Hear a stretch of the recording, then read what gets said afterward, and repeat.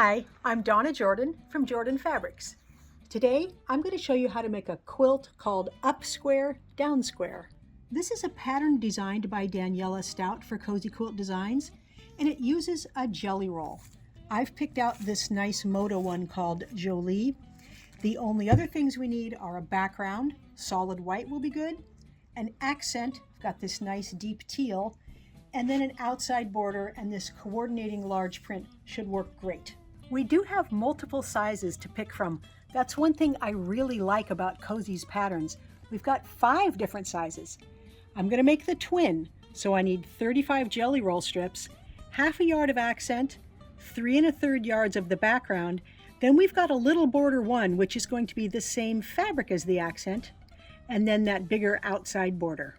Most jelly rolls come with either 40 or 42 strips, so we're going to be using up most of these fabrics here. The only ones I'm not going to use are any real light ones that won't show up well against the background. All of those should work really well, so I'm going to go ahead and get the sub-cutting done on the strips, as well as the accent and background pieces. And I can't give you all the sizes because it's not my pattern, but Cozy Quilt's patterns are always very easy to follow.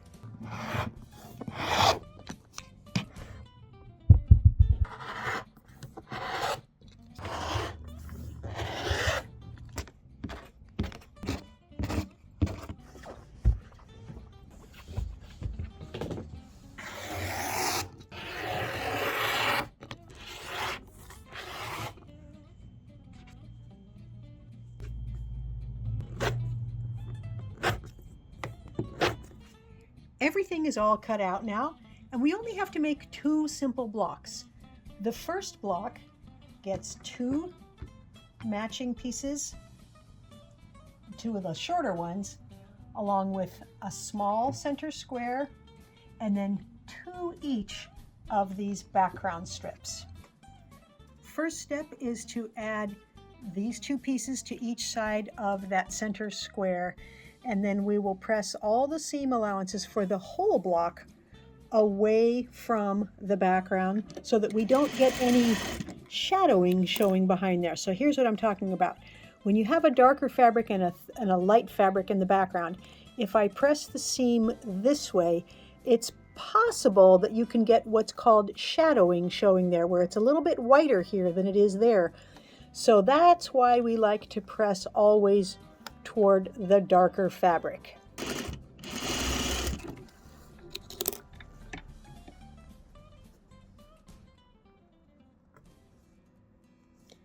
The next 2 pieces go on the top and bottom here, and they should be exactly the right size we need.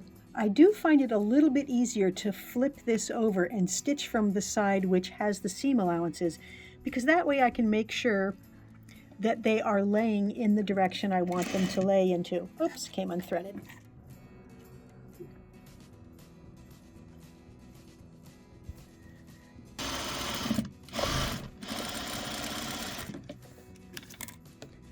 So we want this seam going away from the center, so I'm just finger pressing it. I'm pulling it open a little and then pulling my fingernail, or even the pad of your finger, right down that seam to just use your fingers to press it in the direction you want to go.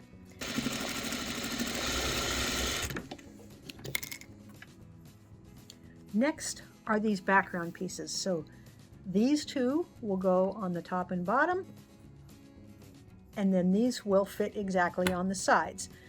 So again, I'm going to flip this whole thing over so I can see those seam allowances and make sure they are laying the way I want them to go.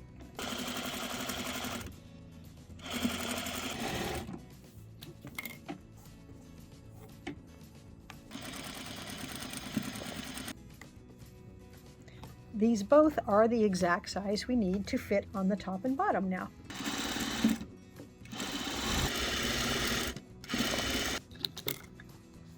There. That is block number 1. For block number 2, we only need 2 of these longer strips and the really long strips, along with a big center, and then we need 2 of each size of the accent. Let's put these smaller accent pieces on both sides of the center. I'm going to continue to press all the seam allowances toward the darker color.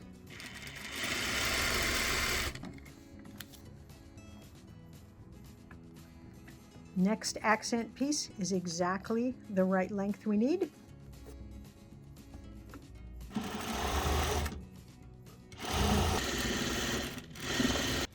These jelly roll pieces also fit exactly on there, and I like to flip it over. I'm going to flip it over every time. I know it looks like I'm flipping a lot, but it makes my sewing more accurate because it's easier to know if you've got this top piece straight when it's on the top, because it has these seams. It's not quite as stable and straight as a whole strip is, so that's why I like to flip it that way.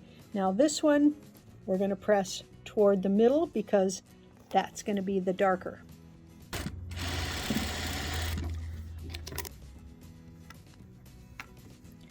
Last pieces to go on, these long jelly roll strips.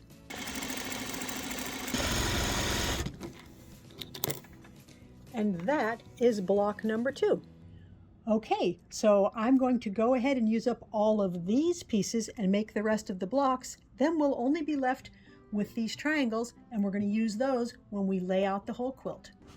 I've got both blocks done. They are exactly the same size, and that makes the layout pretty easy.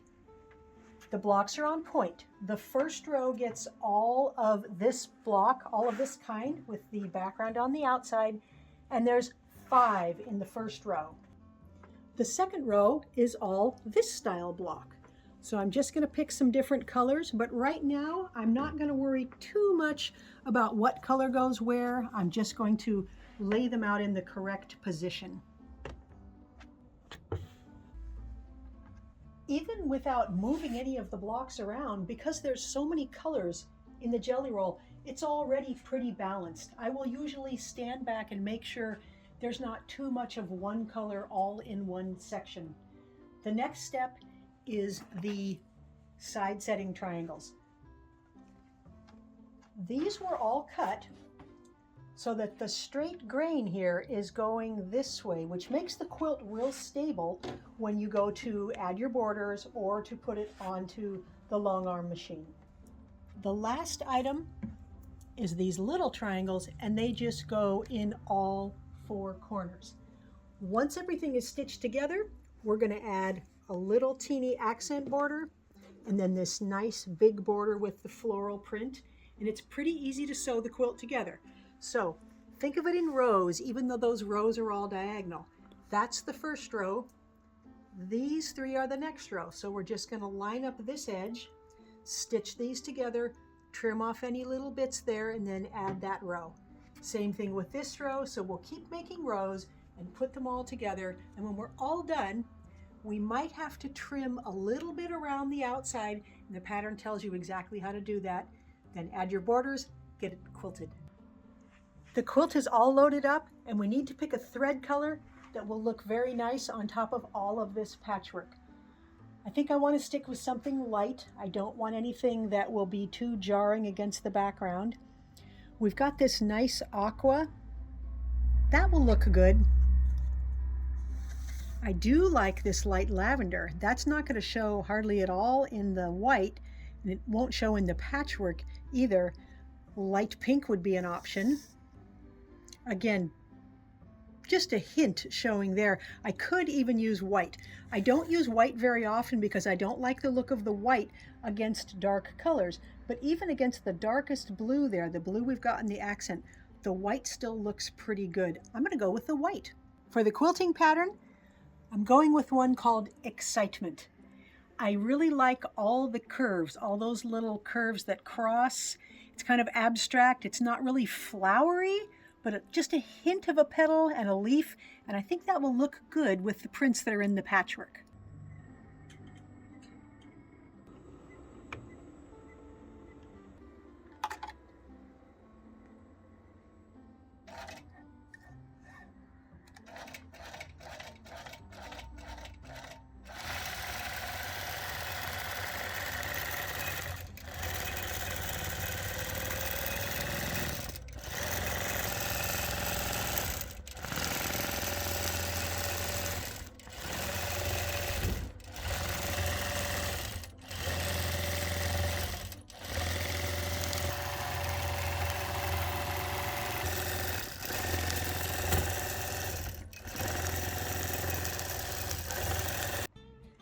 I've got the up square, down square quilt all done.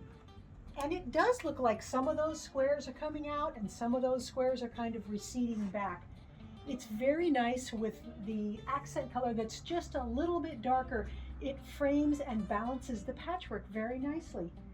I can't see the quilting thread at all. It just gives a hint of texture in here. Really like the way that looks. This nice big border is awesome.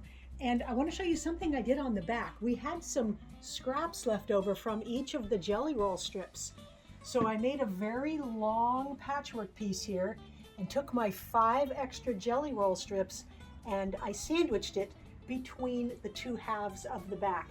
I like to use the extra pieces on the back side. It makes the back more interesting and I think it finishes that off very nicely. Thanks so much for watching our video. We hope you enjoyed it. We have a lot of fun making projects and sharing them with you. We appreciate you taking your time to watch. We like to do a giveaway at the end of each video. Today's giveaway is a Hoffman panel. It's a Dream Big Rose in the color Wisteria. I did a video to show you how to add this patchwork border around the big panel here. But today you can win the quilt. It's very easy to enter. All you have to do is click the link right below this video that says giveaway and enter your name and your email address and you just might win. Now if you like our videos and you want to support us, the best thing you can do is subscribe to our YouTube channel. That really helps us out. Happy quilting!